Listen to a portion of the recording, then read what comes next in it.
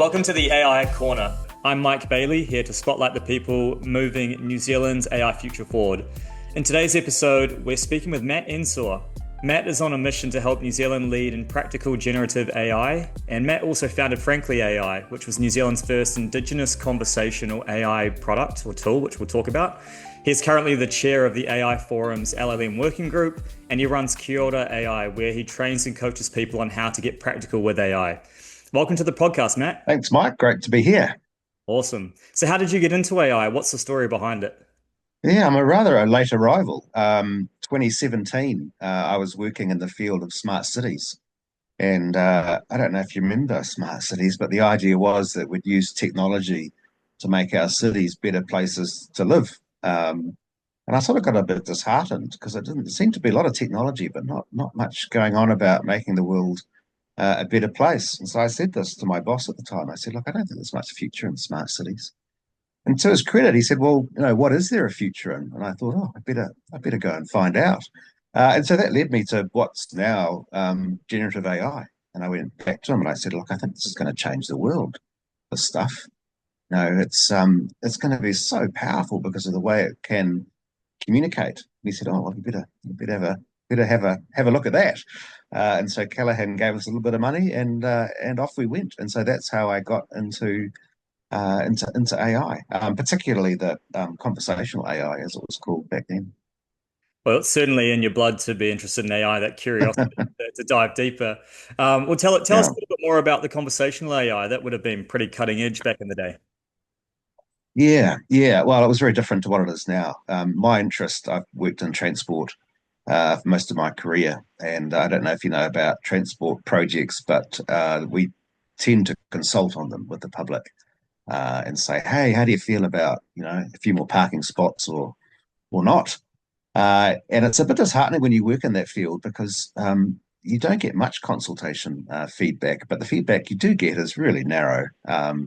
It's typically sort of older men with time on their hands and quite eloquent. And so what I was finding is that our transport projects, if we did respond to the consultation, would become even more kind of weighed towards a particular demographic. And so I thought, oh, why don't, is there a way that we can use AI to communicate with people who don't normally respond to formal surveys? And so that was the origin of Frankly AI, the idea that would turn SurveyMonkey into something that was more like having a cup of coffee with an AI agent who would ask questions about, what you truly cared about and what mattered to you. And the technology in those days, it was based on IBM technology, which was leading at the time. And we did it. We got to the point where it could actually have a reasonable conversation with someone about a project or something like that. That's exciting. And so was it prompting people to ensure that you were, ensuring that the blind spots and biases were being incorporated into discussions? Is that part of it as well? Yeah. I mean, that was the objective. In reality, what it did is it got people to tell stories. And so instead of filling out, I agree 1 to 5 on this, it would say, hey, you know what? Tell us about how important transport is to your family, or tell us some stories about when the public transport system hasn't worked. And the great thing about AI was that it would soak all this stuff up, but it could actually report on it and process it at the same time. So our goal um, was for people who we didn't normally hear from online to have a platform that they would use. So initially we worked with the Samoan community in Auckland, and we learned a lot. Luke Fitzpatrick, who was one of my team, Samoan, and we learned that traditional surveys were very transactional, and you couldn't just translate a English survey into a Samoan survey and expect to get the same types of results. He was saying, look, you can't ask direct questions. You need to balance formality and in your language and those sorts of things. So it took us a while to get the AI to effectively act like an active listener. And I guess that was the basis of why it was successful. such an important reminder for everybody building in AI, right? We've got a certain demographic that are the builders of OpenAI and Anthropic's tools, etc. Mm, We need to have more of mm. those voices as part of the process to make sure that tools are built for everybody, not just gender-based, but different races and cultures, and ensuring that, no voice is left behind at the end of the day, which I understand is a tagline for your current Yeah, organization, yeah. Kyoto AI. Do you want to tell us a bit Uh, about that? it was actually no, it was a tagline for Frankly Frankly, right? AI. It was no, yeah, no voice left behind. Mm. And the idea is the world's moving so quickly now that there are whole parts of the community that local government or social services or whoever just don't hear from anymore. And so the idea was that AI is great at scale. So no matter who you were, where you were, what time of day it was, what device you had, you still had the ability. If you could text even with your two thumbs, you could take part in kind of civic consultations. But yeah, I mean, you're right. That tagline of "No voice left behind" has kind of stayed with me. I do worry with AI that if it's just, if we just let it run, it will enlarge inequity. It will make the inequity worse. People who don't have access to the AI will do well, and people for whom it's not a natural thing or they don't have easy access, will get left behind. So I don't think that that tagline's got out of date at all, for better or for worse. It sounds like it's become a bit of an ethos for yourself as well. And I suppose, what was the moment that made you realize that this is what you were meant to do in terms of working in AI? Is that part of your broader mission, I suppose, or personal mission? Yeah, yeah, yes, and it's probably not one moment. I mean, I was part of Becca for 28 years. Big consulting firm, and had a lot of fun, did lots of really good projects, really valuable projects. But it took, maybe it took 28 years for me to realize, what I really enjoyed was the, presenting, training, and kind of moving people from where they join at the beginning of the session to when they leave. And it might only be an hour, or it might be all day.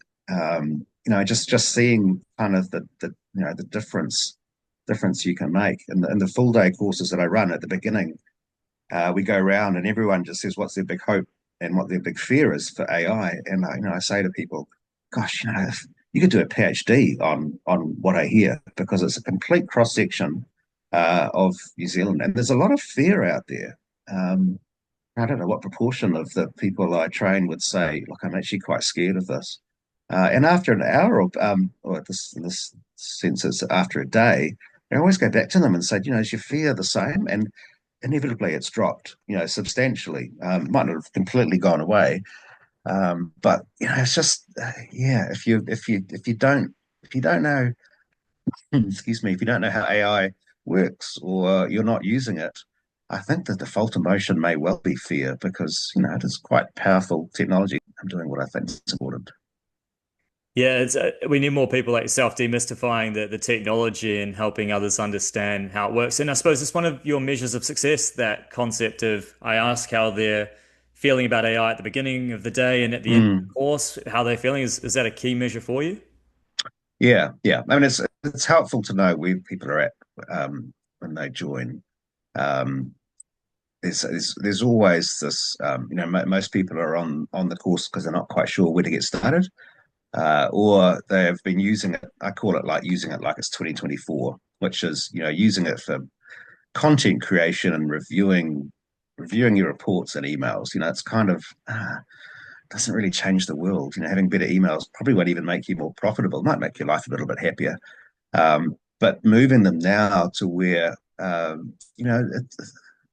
it's a, give me 20 minutes and I'll tell you how to create an agent, and then you're off. You're creating all of these agents to automate what you do, and people go, "Wow, I never imagined that was a thing," and yet it's been around. I've been training in that for 4 months. Yeah, it's been around. So yeah, it's kind of just almost taking the brakes off, people's use of use of AI.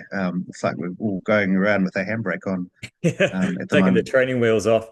And I mean, Yeah, everyone's always intrigued in how does everyone else use AI? What's the tech stack behind it? And when you talk about building an agent in 20 minutes, like, do you mind taking us behind the scenes to what that looks like?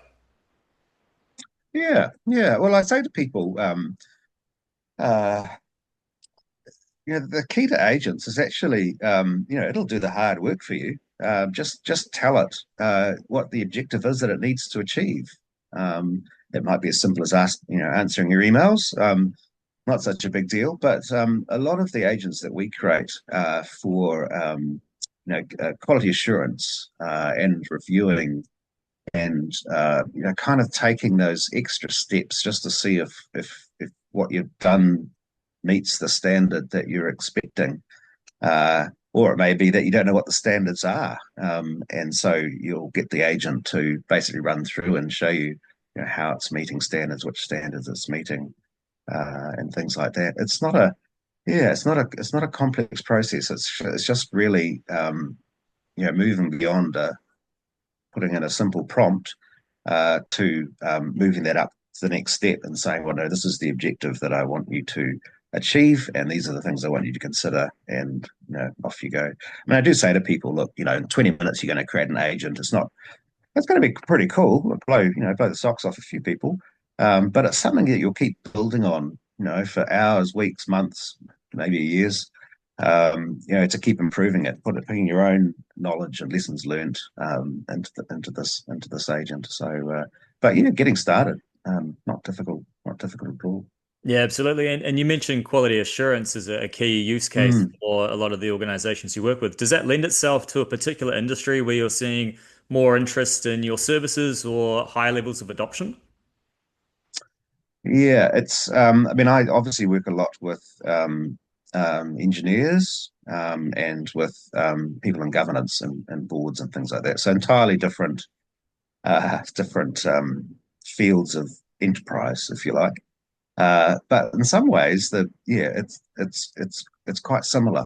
It's the ability to bring more expertise to a review than you can bring to it yourself. And there's lots of good evidence showing that, even if you get a team of experts together, uh, compare that to one person with AI, and they can outperform the team of experts simply because the AI can, think broadly, think of things that might not have happened, might not have happened before, but might happen and those sort of things. So I'm a big fan of you know AI is often not that great at generating stuff. It's unfortunate it's called generative AI because people go, oh, it must be superb at generating. Yeah, maybe, but it's amazing at review. So I often push my clients and course mates to focus on that as their first use of an agent. Excellent. It sounds like we might have read a similar couple of studies where you've got junior employees who have sometimes the capability of a senior employee just by giving them AI and their ability to be as productive. And I take your point, especially around AI makes humans more consistent as well as part of the process, not only Okay, scan their yeah. IQ, but you can almost systematize or make ensure that consistency across a workflow is maintained from use case to use case or day to day, which you won't always get with a human. You're going to have human error coming into the process. Yeah. I do say to people though, you can't replace human review if you like. I think agents are great for people who have less experience or expertise than average or than the more senior people in their team because by the time they've used it to review their work and it goes up to the senior person, that person will go, wow, this is pretty good. But there's always you want to call it hallucinations or misinterpretations. You've still got to. I don't think experts are going away anytime soon, which is All right. good for people my age. And there's so much that is difficult to replace in a human that technology is not going to replace anytime soon, right? That ability to empathize with others and communication, building relationships, and that's where a lot of senior expertise comes into the process, right? And I suppose you work with organizations across New Zealand to help them adopt AI. What are the Yeah, most common yeah. misconceptions they have going into the process that you come up against? Oh, the most important thing to iron out first is privacy and confidentiality. Because I think, and maybe it was justified in 2023, 2024. But now I think it's relatively simple. You choose your tool, and if you choose one of the big three, the OpenAI, Google, Anthropic, you read the terms and conditions. Actually, you're probably going to be fine. Privacy and security really isn't your biggest, your biggest concern, and so that often comes as a surprise to people because they're fairly sure if they type anything in, their competitors will get hold of it sooner or later by typing in the same prompt. I think I say to organizations, and it's only been recently that I've said this, but I say to them, look, there are no secrets in generative AI. There's no secret model that if you have $1 billion, they'll let you use. Bill Gates goes along and says, "I want to rule the world. Give me the $1 billion model." It's all released. It's all out in the open. Um, and so the only difference between an organization that is thriving with AI and one that's not is that they just know about the tools and use them. There is literally no secret. There's almost no barrier. So that's what I focus on. I say by the end of the hour or the end of the day, you're going to be using these tools, and you will have used them on some work examples, and off you go because that's the only secret is getting these things adopted and used.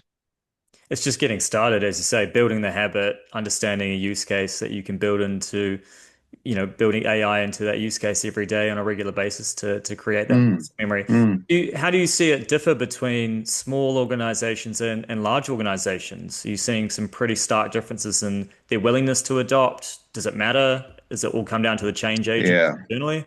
I mean, most of my clients are relatively small, and that's because the larger you get in New Zealand, the more likely you are to be controlled from offshore.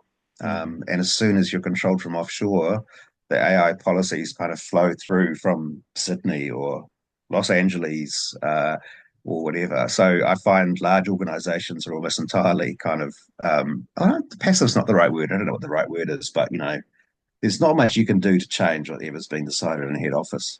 Whereas local firms, these Kiwi-owned firms, and I should count it up, but I think every one of my clients is a Kiwi-owned firm, and that's just because they're the ones that are in control of what they do. And yeah, it tends to be, I've heard people say, oh, it's the young people that will thrive with AI because us oldies are too old to. No, that's not the case at all. It comes down to sort of a deep sense of curiosity. And engineers tend to have that in spades, but it's throughout, the different markets I work in. But the managing director or the GM or the head of HR, might be fascinated by what can be done with AI. And almost without fail, those are the people who call me in, say, look, just show us how to get started. Show my colleagues what's possible because they're still stuck in 2024.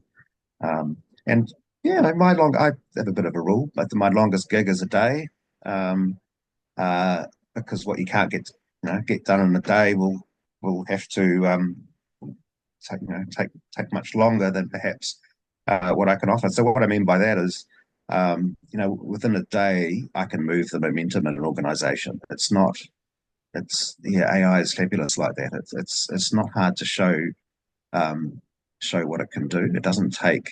It's not like doing a degree in engineering, or it's 4 years before they're sure how to be an engineer. It's actually quite a short term thing. Yeah, that's the beauty of the tools is that anyone can pick them up and use them. There's a pretty limited barrier to entry across most organizations. Mm, Or, it doesn't even have to be anyone from IT driving it either. It can be anyone across that organization. And you yeah. mentioned before about New Zealand companies versus offshore companies and taking the conversation in the direction of New Zealand isn't known as a global AI powerhouse. So, what's Mm, the unique value that you believe New Zealand can offer to the world when it comes to AI? mm. Yeah, it's interesting, isn't it? Because I think one of the things previously, up until 2025, that's been in New Zealand's favour is our education system. So that people will leave secondary or tertiary education pretty well educated compared to many of the countries to the west and east and north of us. And yes, I fear that fear. I suppose it is a fear that AI has the ability to lift economies that have relatively low levels of education because it fills in those gaps of skills, knowledge, and education. So I do think New Zealanders are, we're kind of up against it really for our place in the world. Any conversation you have on AI always comes back to trust. If you're a trusted user of AI or a trusted supplier or people will buy things which have that element of trust in it. And I've heard people say, well, that's what New Zealand offers. To me, yeah, maybe. Hopefully, I'm not sure it's unique though. What I do think is unique, I think of it, is really our approach to data sovereignty, and particularly Māori data sovereignty. And I've been on webinars, and someone out of the UK will say on the webinar on the panel, they'll say, "Oh yeah, and there's this thing, Maori data sovereignty, and la la la," and go on about what makes it unique. And I'm like, hang on a minute, shouldn't someone from New Zealand be talking about that? It's kind of it is unique, and it's this whole idea that um, uh, you know data is not just it's not just owned by an individual, and that's very much the Western approach. Is that my data is my data, whereas iwi have, you know, they have the concept that data is owned by the iwi, and that you can't just take that data, use it, and sell services back. Um, so whenever, and I'm not the expert on Māori data sovereignty. Some of my colleagues in AI Forum, Karatiana, for example, know a lot about Māori data sovereignty, and I think it's actually you could argue it's community the community approach to data, which is just getting so important in the AI age because it's so easy to use data to achieve whatever ends you have. So, yeah, in short, I think, we're a trusted nation. That's really important. But I do think the world could benefit from understanding more about community ownership of data. And as far as I know, Māori are the only ones that can really um, introduce that to the world. So here's Yeah, hoping. yeah, we're certainly a leading voice in that space, Mm. referenced all over the world. Do you feel that there is an opportunity or um, an onus on us to almost create some form of New Zealand focused sovereign kind of AI LLM that is Oh, absolutely. covering that? Yeah. Yeah. Oh, for various reasons.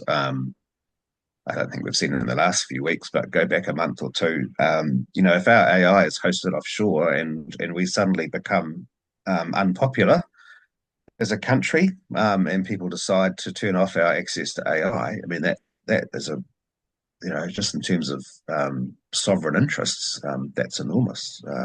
But in terms of the national large language model or whatever you want to call it like that, I mean that's literally what we did in frankly AI was to create AI that uh, thought in the indigenous language that it was trained in. And you just don't see that. I'm not sure that you see that with the neural network stuff with the GPTs, that they actually match that.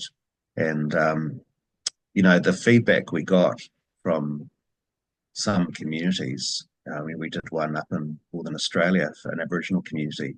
Was just this overwhelming. Like I've never seen myself in AI before, and I've never, yeah. So I think it's a powerful tool simply because we don't just want large language models that are English or Chinese or whatever just translated into a Pacific dialect or something like that. You actually need something that is has a better understanding, I think, of cultural values and even definitions of things that just can't be explained well in a major language. So yeah, I'm a big fan of it. I'm not sure I could do it myself now, but yeah, I think it's in our interest, and perhaps it'll get easier as these things get more efficient, rather than having your not hundred, rather than having your 2 trillion parameter model. You might be able to get a decent national LLM down to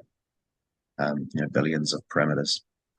But yeah, really important. I think that's uh, uh, something we shouldn't ignore.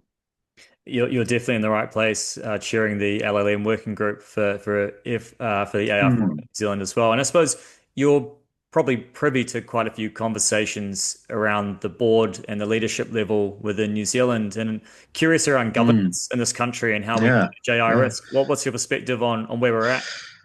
Yeah, I've been surprised. So typically, when you're dealing with boards and trustees and directors, um, they know what they're talking about. They haven't. It's not. They're not at the beginning of their career, um, uh, and so most, if not all of them, are highly competent. And what we know from the research is that the highly competent are the least likely to use AI because why would you? You're great at those very human things like networks and influence and decision, um, group doing decisions in teams of humans, and things like that. So I'm always a little bit surprised at why AI isn't more on the board agenda. I get called in fairly regularly to talk to boards, and it's sort of this. On one hand, you've got this technology that will completely disrupt their market, and on the other hand, it's May 2025 and they haven't done anything, and it hasn't made any difference. So it's quite hard to say, well, AI is going to transform your market when they're like, well, it It hasn't been hasn't on our yet. board paper for 3 years, and we're doing fine, thank you very much. I say to board, I think, well, to me, the fun organisation. So the executive may well be focused on this month or this financial year or maybe next financial year, but it should be the board's role to make sure that organisations heading in a sustainable way. So I think there's definitely a role there for the board. They don't need to be using the AI, but they do need to understand, I think, what it's going to do to their market. And one of the things I focus on when I'm talking to boards is I say, forget about using AI in your organization. Like, that's great, but your management are probably looking after that. Just remember that within 6 months or 16 months, all of your customers are going to have AI agents, because they're not hard. They're going to have the ability to check every morning to see what the best price is on whatever product that you're selling. And the agent will make the decision. I mean, Visa announced, was it MasterCard announced last week that they've got special credit cards now for agents, so that agents can buy stuff and not get into trouble about breaching rules and things like that. So I say to them, look, imagine you get 10,000 quote requests every morning, and they're all from agents.